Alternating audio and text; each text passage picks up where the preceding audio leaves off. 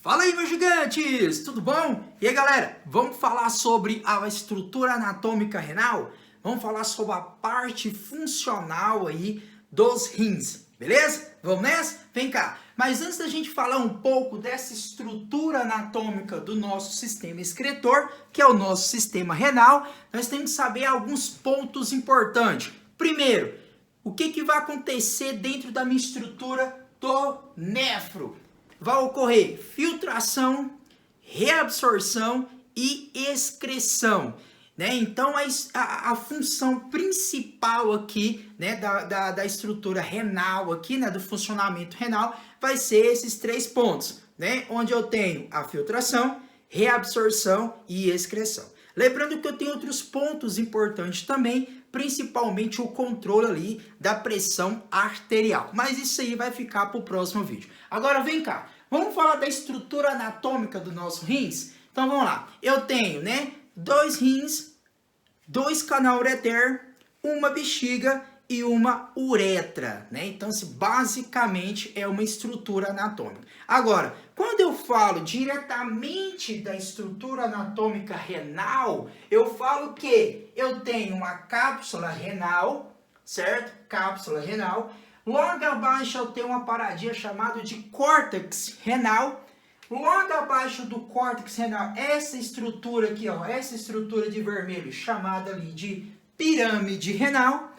Logo dentro da pirâmide renal eu vou ter a medula renal e depois eu tenho os cálices renais, onde eu tenho o cálice menor e o cálice maior. Depois eu vou ter ali a pelve renal, que vai se juntar ali com o canal ureter, né, excretando ali então a urina, levando a urina até a bexiga. Beleza? Então a estrutura, né, anatômica do rim basicamente são essas. Agora, quando eu falo da parte funcional do meu sistema renal, eu vou entrar agora e falar sobre o sistema do néfron, né? Esse sistema do néfron aqui, beleza? Já esse sistema funcional do néfron é onde vai ocorrer ali a formação urinária, a reabsorção de algumas substâncias que o nosso corpo necessita,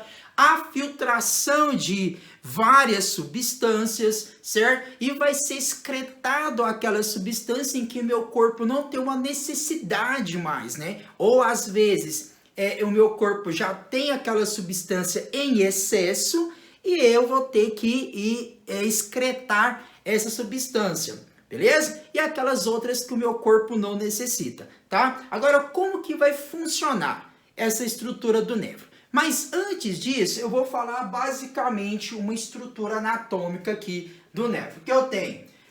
Pessoal, olha só.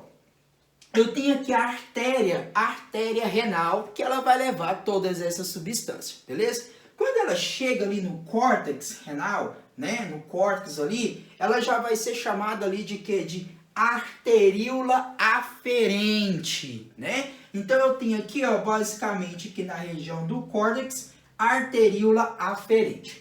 Essa arteríola aferente, ela estar levando substâncias, certo? Para fazer o quê? Para ocorrer uma filtração.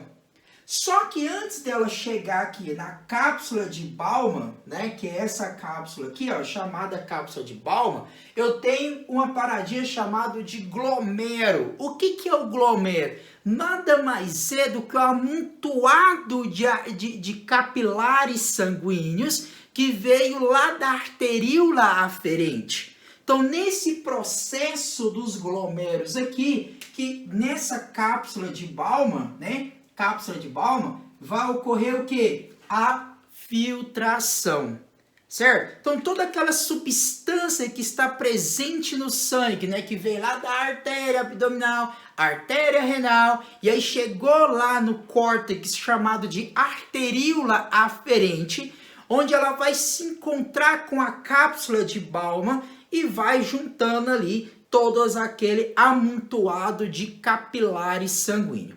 Quando ocorre aqui no glomero esse amontoado aqui de capilares sanguíneos, juntamente com a cápsula de Bowman, vai acontecer a filtragem. O que é essa filtragem? Aqui vai ocorrer, o que vai ser filtrado ali, né? Então, vai passar aqui água, cloreto de sódio, né? Bicarbonato, potássio, né? Glicose, proteínas, né? Então, todas essas substâncias, elas vão ser filtradas aqui, vai passar por essa cápsula de Bowyer aqui e vai ocorrer ali, posteriormente, um processo de reabsorção. Mas aquilo que não for ser filtrado, né, aquelas substâncias maiores que está presente no sangue, ela não vai ser filtrada, ela continua dentro de quê? Do glomero, e ela sai aqui, ó, vai fazer um processo de saída aqui, ó, pela arteríola eferente. E essa arteríola eferente, que está aqui dentro do meu córtex renal, ela vai continuar aqui passando por todas as estruturas do néfro, beleza? Agora presta atenção aqui. Quando ocorre, o que não vai ser filtrado aqui? Então são aquelas células do sangue, por exemplo, os glóbulos vermelhos, os glóbulos brancos, as plaquetas, né? Então basicamente esse é o exemplo que vai continuar ali na minha corrente sanguínea, no meu fluxo sanguíneo ali dentro dos néfros, beleza? Continuando. Quando ocorre aqui, né, o glomero, ocorre essa filtração, que é o primeiro passo aqui que tem, né, dentro da cápsula de Bowyer, é a filtração. Filtrou, logo na frente, né, posteriormente desse túbulo aqui, eu vou ter aqui, ó, uma estrutura anatômica chamada de túbulo contorcido proximal. Esse túbulo contorcido proximal, ele vai começar a fazer o primeiro processo de reabsorção. Então, bem nesse processo aqui do túbulo contorcido proximal, né? O que vai acontecer aqui? Não passou aqui todas aquelas substâncias, glicose, aminoácido, bicarbonato, não é isso? A água, o sódio, o cloreto, todas elas foram filtradas aqui. Quando ela passa pelo processo do túbulo contorcido proximal, ocorre a primeira reabsorção, né? Então, o que vai acontecer? Aqui é a arteríola eferente, né? Isso vai ocorrer aqui uma reabsorção, certo? Então, aqui vai ocorrer a primeira reabsorção de algumas substâncias. Exemplo, a glicose. A glicose, ela vai ter um processo de reabsorção. Então, ela sai do túbulo contorcido proximal, que é do néfro, e ela volta para a sua corrente sanguínea. Beleza? Então, isso aqui é chamado de reabsorção. Outras substâncias, elas irão continuar dentro do túbulo, certo? Dentro do túbulo, que é lá da estrutura do néfro, porém, posteriormente, vai ocorrer outras reabsorções. Vem comigo aqui. Logo após o túbulo contorcido proximal, eu tenho a alça de Helen, né? A alça de Helen. A minha alça de Helen, pessoal, ela se divide da seguinte maneira. Eu tenho a alça de Helen descendente e a alça de Helen o quê? Ascendente. Vamos falar de cada processo aqui. Vamos começar a falar da alça de Helen descendente. A alça de Helen descendente, ela é permeável à água. O que é isso? O que é permeável à água? Ela vai ocorrer o que aqui? Uma reabsorção de H2O.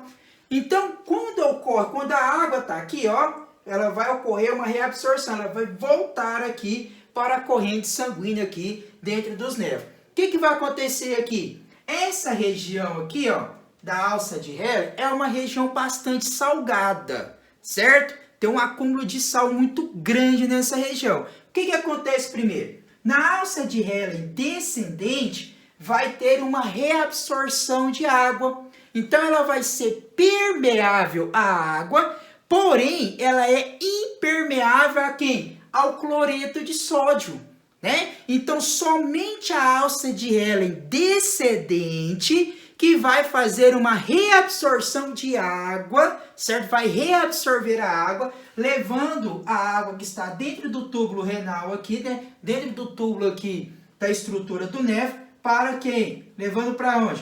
Para a corrente sanguínea aqui, que está dentro do néfron, beleza? E aí vai sobrar água que sobrar aqui dentro desse túbulo aqui, juntamente com outras substâncias que o meu corpo não necessita, vai ter a formação aí dessa urina e vai ser excretado no túbulo coletor aqui, beleza, galera? Agora vamos por baixo. Falei da alça de Helen descendente, onde ela é permeável a H2O, porém impermeável a cloreto de sódio. Pessoal, mas como que vai ocorrer com o cloreto? Presta atenção. Na alça de Helen ascendente, o que vai ocorrer é o contrário. A alça de Helen ascendente, ela é permeável ao cloreto de sódio. Então, o que significa? Vai ocorrer aqui uma reabsorção de cloreto de sódio, beleza? Porém, ela vai ser impermeável à água. Então, o que vai acontecer? Alça de Helen descendente, reabsorve a água. Alça de Helen ascendente.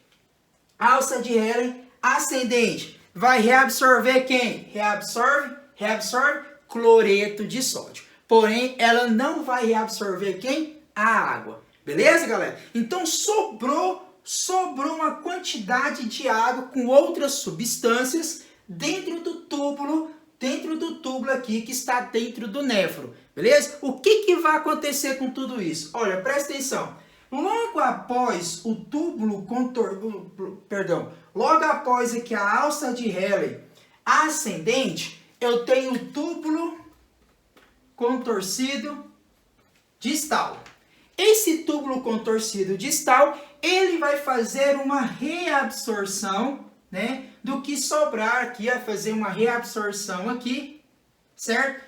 A água, cloreto, o que sobrou aqui, certo? Que são poucas porcentagens aí que vai cair na minha corrente sanguínea ali, né, chamada veia renal. Então, o que sobrou dentro do túbulo contorcido distal, continuando no túbulo aqui, o que vai acontecer nesse processo aqui, pessoal? O que sobra, né, de H2O, que é a água, vai cair juntamente com a creatinina, etc e tal, dentro do túbulo coletor.